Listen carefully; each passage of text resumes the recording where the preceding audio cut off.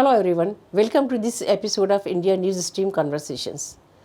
We have with us today a very eminent historian, Prof Irfan Habib, to talk on a subject that has generated much public debate and controversy. It is the demand for rewriting of Indian history. Welcome to Indian News Stream, Professor Habib. The demand for rewriting Indian history is not new, but it has been raised more forcefully whenever the BJP has come to power. Their leaders and the academics subscribing to the RSS and BJP ideology say that the British have not done justice to India's past, and their writing of history was guided by their colonial interest. We would like to know how do you assess the British contribution to Indian history? As far as the British were concerned, there were obviously two trends. One was that they tried to justify their conquest of India and their economic exploitation on the ground that they were spreading civilization here. So naturally, their writing of history as far as that of British rule was concerned was guided by these considerations. At the same time, they were also influenced by the historical tradition as it had developed in England, and certainly, as far as ancient India was concerned, their contribution was fundamental. By deciphering the Brahmi script, they actually enabled us to reconstruct ancient Indian history. We wouldn't have known of Ashoka if Princep had not broken the Brahmi script. We would only have known it from the Buddhist tradition, but not Ashoka directly speaking to us. And of course, they were influenced by the race theory and so on, which the Hindutva people have taken over, lock, stock, and barrel. So they can hardly say that they are trying to correct history as constructed by British. Professor Habib, one related issue is the insistence of Hindu elements on the Indian origin of the Aryans when they try to portray a specific past of the country. Aryan theory was actually built up by the English not on the basis of race but on the basis of language. From the beginning, those who established the links between Indo-European languages insisted that language does not indicate race. The Turkish language is spoken by a number of people who are not Turkic by race. For instance, Turkey itself. They are more aligned to Greeks than they are aligned to Uzbeks. So, but it was the Nazis who converted the Aryan theory into a theory of race. And it's astonishing how close the syllabus, UGC's syllabus is close to the Nazi theory. The Aryan race, India is the home of the Aryans. They said Germany was the home of the Aryans. The whole thing is borrowed lock, stock and barrel from the Nazis. No, they are wrong. As I've just indicated, the Aryan theory was constructed by the British. The Aryan theory was not constructed by Indian sages. They didn't know they were Arya. Arya meant a respectable person, the twice born. And actually the same word, Arya, is old Iranian. Iran means plural Aryans. The whole country of Iran is. So this word is an Indo-Iranian word, Arya. Arya in Sanskrit and Arya in Old Persian. It just means respectable people, honorable people. It doesn't mean race. Nobody had said that Aryans originated in India except half madmen. In fact, now that genetics have developed and archaeology has developed, there is now very definite proof that horse using communities began to migrate from the Russian and Kazakhstan steppes towards India, and it is from them that the Rigvedic compositions arose. Now that's practically certain, and now that has been also confirmed by genetic evidence, which traces this migration around 1500 BC.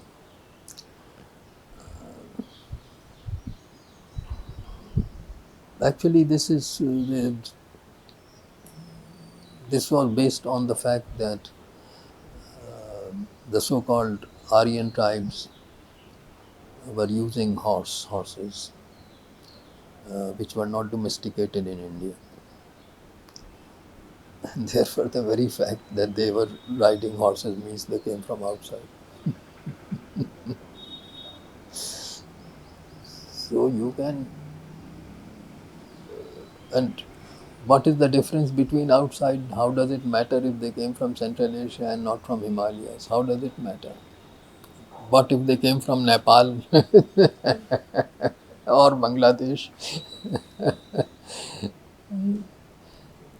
So it's stupid in the extreme, and then they are extremely anti-Dravidian. Their anxiety is that Indus civilization should not be attributed to Dravidians. And the problem is that in the Indus characters, there are two pictographs.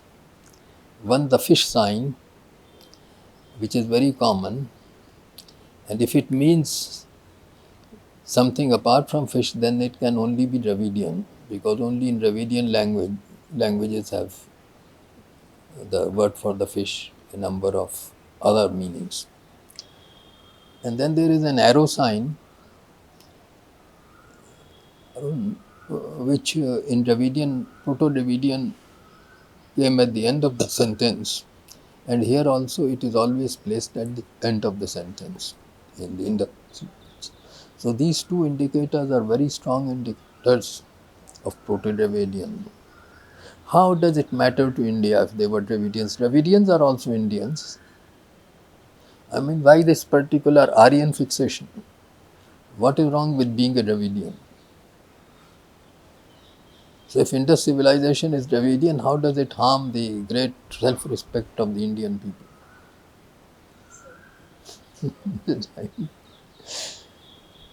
The discourse regarding the rewriting of Indian history also brings to the fore another controversy, the origin of the caste system in India. In the UGC syllabus, caste system was brought by Muslims.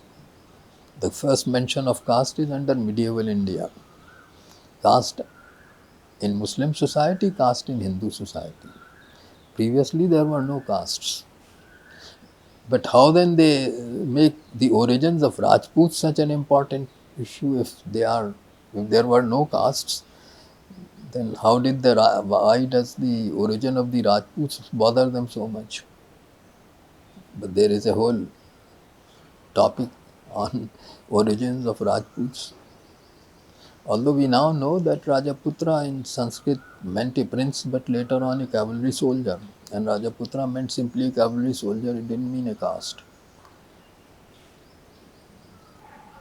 Their whole idea in Hindutva is the caste. It is a very interesting subject, spread of the caste system. Very few people have asked why Ashoka does not include obedience to caste rules as part of dharma. He has no reference to caste. as if caste didn't exist. You take up any book on Ashoka, this simple question is not asked. When did this caste system begin to No, appear in India? obviously the caste system spread from Magad and Kaushal because Buddha and Mahavir describe it. And the Upanishads say that the transmigration of soul theory, which is essential justification for the caste system, is a Kshatriya doctrine. And Mahavir and Gautam Buddha both were Kshatriyas. So, transmigration of souls is a very important ideological explanation of the caste system, justification. Obviously, in Ashoka's empire, caste system was only confined to eastern India. It spread later. And the proof is that when Alexander conquered Indus, what is now Pakistan, his historians mention Brahmins as priests, but they don't mention the caste system. It's very detailed description of Indian society, but no caste system. So clearly, caste system was not present in large parts of India, and so Ashoka did not put it in as an.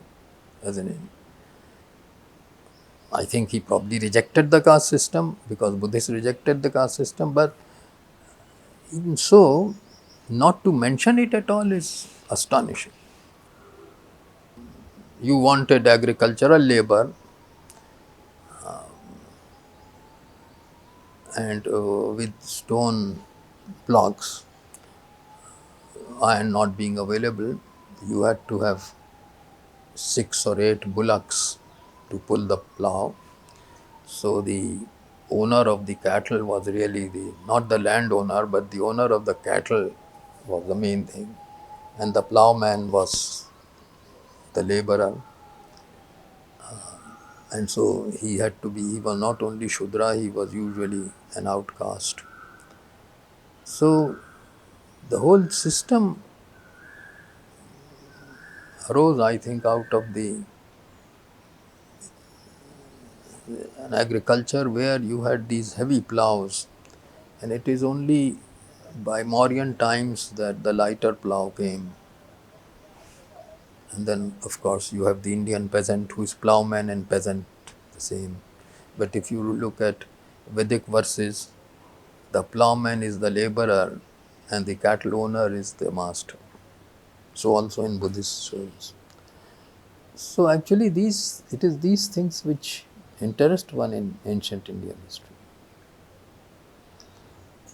Professor Habib, what do you think will be the repercussion of this current project to rewrite history on the coming generation of Indians?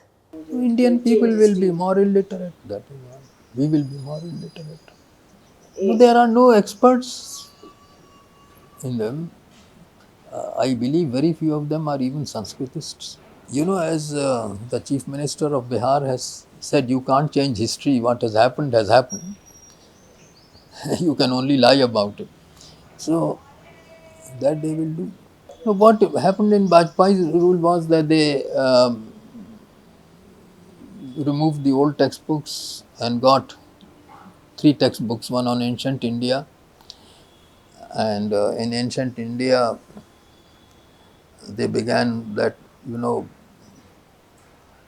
their usual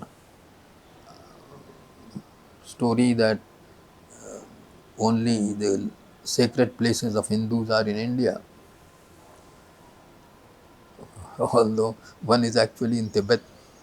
But so it began with that, and then Aryans going out of India, and Indus civilization being Saraswati civilization, and then dating it to 5000 BC instead of 2000 BC, around 2500 to 1800 BC, and then placing Rig Veda in 5000 BC, and all these absurdities.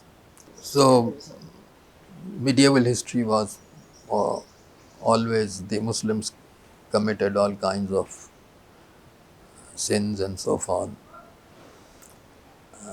For instance, among the Bahmanis, it was said how many rulers were murdered among the Bahmanis. But no mention was made of the fact that whenever the emperor of Vijayanagar died, 500 women at least were burnt alive. No mention of this, as if this didn't happen. So, this is the kind of history that has already been written. They will write it again. There are sometimes allegations that Muslims have failed to assimilate themselves with the culture of India. No, I don't know if somebody could tell what the culture of India is, what is common between Dravidian and a Punjabi.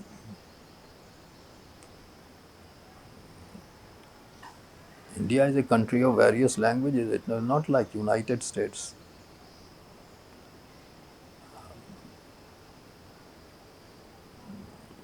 It has so many languages. It has different cultural traits. There are Muslims also. There is not one Muslim culture of North India or South India. They are different. Otherwise, Bangladesh would not have broken from Pakistan. To a Bengali Muslim, Bengali language is as dear to him as Urdu was to Muslims 30 or 40 years ago. Now, of course, they have forgotten Urdu. I think it's more a question of Muslims being singled out than Muslims singling themselves out. After independence, the Indian government and state provincial governments made special effort to placate Muslims in many ways. I don't know about, you know about the Hindu code. Women were only getting half the share in inheritance because the Muslim women were getting half. And it was only in the House of the People, then called House of the People, that a resolution moved by Mahavir Tyagi, I think, and opposed by Jansangh. They had only one or two members, that the share of women should go to full, that it was passed, Nehru voting for the resolution. And it was explained there that they didn't want Muslims to be singled out for women only getting half the share. I mean, that was an official explanation. Can you imagine? But the majority of House of the People decided otherwise. Nobody asked BJP Jansangh, why did you oppose the Hindu code? Now that you are shouting about talaq, triple talaq, what about your position about Hindu code? And even the reform of the Hindu code came with the Congress government in 2005, not under BJP government. But the Congress doesn't, I mean, the Congress doesn't know what it has done or what is not done.